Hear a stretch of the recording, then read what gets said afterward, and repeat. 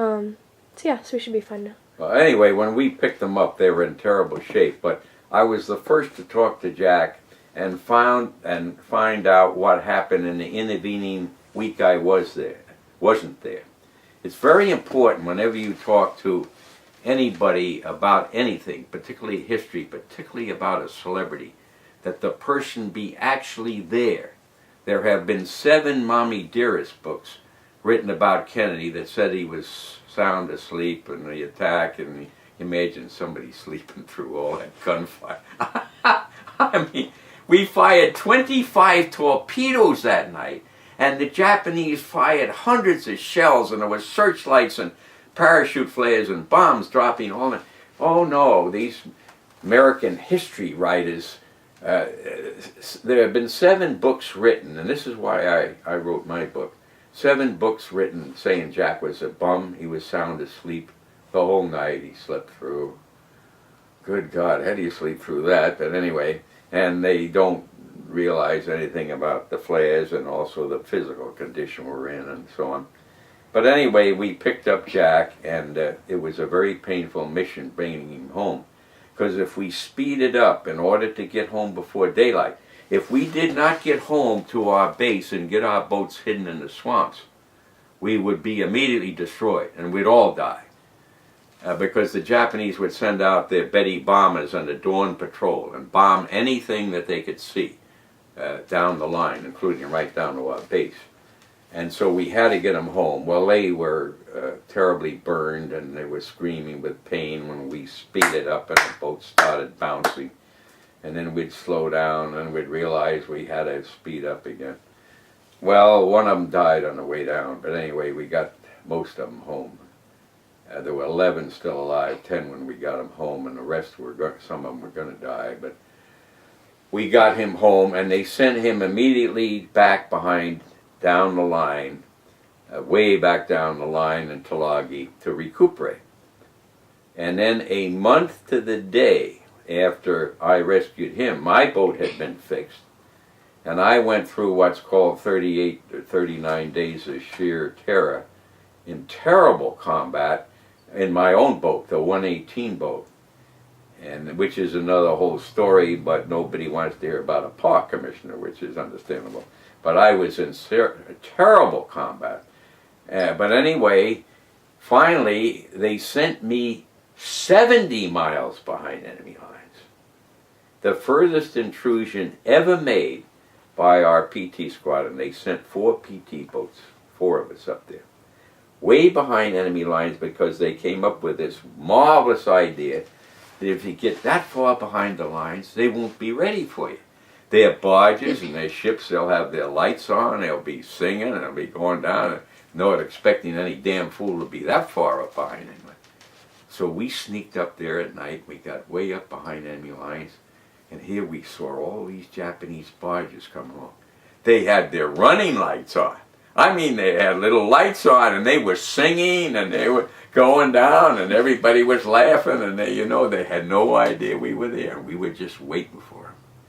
But we were on the northern tip of Vella La Vella. In fact, there's a picture of Vella La Vella. That's a little tiny map of it there. But anyway, we were way up there, and we just laid in wait for them. And when they came into us, we opened up on them. And of course, we killed probably, hundreds of them. But many of them survived. And the ones that got through us. And then what happened, our division commander made a really stupid mistake. And he was a new division commander that didn't consider something called the reefs that are around all these islands. And he decided to go back in there a second time. And meanwhile it had started to rain, and now we couldn't see anything. It was dark and black and rainy, and we were going closer into Vella La Vella, where they had 22,500 troops on Vella La Vella. And we chased them in there, and the next thing I said to my skipper, I was exec by that time because a Annapolis guy had lost his boat, and so they put him over me. Being a 90-day wonder, I was just a reserve guy. And I said, we're going to run aground. We better stop. So we got on the radio and we broke radio silence. And just as we were about to say, you better stop, the lead boat in the attack yelled, stop. And we both ended up way on the reef with the Japanese. So close, we could hear them talking. Arigato, and all they had to do was wade ashore off the reef. And they had 22,000 Japanese with artillery and army and everything else. And we were goners. And I'm not going to tell you that story because we want to talk about Jack Kennedy, and I'm only a park commissioner. So anyway, that's in the book. You got to read the book, Water in My Veins by Ted Robinson, the pauper who saved the president, printed by Merriman Press. You can get it on Amazon or any other 7 places on the internet, or from me personally with my autograph. So anyway, they sent me back behind enemy lines and put me in the same tent with Jack. And we were in there alone together for 2.5 months. We had both just lost our boats under similar conditions in combat. And I learned firsthand from him in secret what really happened to him, why he was rammed, why he couldn't get out of the way. I learned all about his life, how he lived, what he was like as a 26-year-old young naval officer, what he thought about things, and so on, and we became great friends. And then I eventually married a girl who's right outside this door, my wife, whose family are friendly with Jackie's family. And they're both from this rundown hovel called Newport, Rhode Island, which makes Newport Beach look like a dump.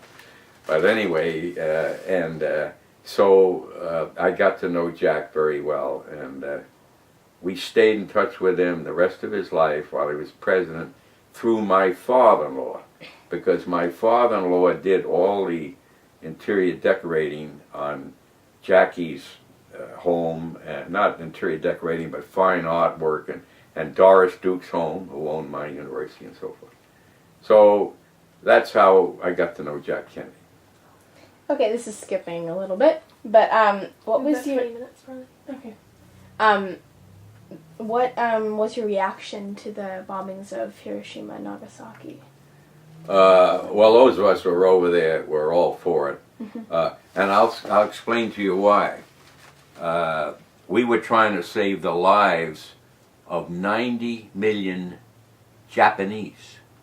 If we had not dropped that bomb, we knew that the Japanese were going to fight to the last little baby child that could throw a firecracker at you. They were going to all commit suicide. And it really, by murdering, however you want to call it, 100,000 troops at Japanese at Okan, those 2 places, we saved 90 million because the emperor finally called it the divine wind. That's what he called it. This was from heaven. The divine wind told them they had to surrender. That never would have happened without the atomic bomb. I'm very afraid that now a lot of other countries that are very unreliable have the atomic bomb, but as far as World War II, it saved millions of Japanese lives, not just Americans. And as far as Americans go, they figure our casualty, American casualty, would be millions and millions of us would die, but not 90 million. They would all die, to the last person, because they'd all commit suicide. They'd murder their own. At Saipan, I personally watched the Japanese throw their wives and children off a cliff rather than have them surrender to us when we captured Saipan. I watched that happen.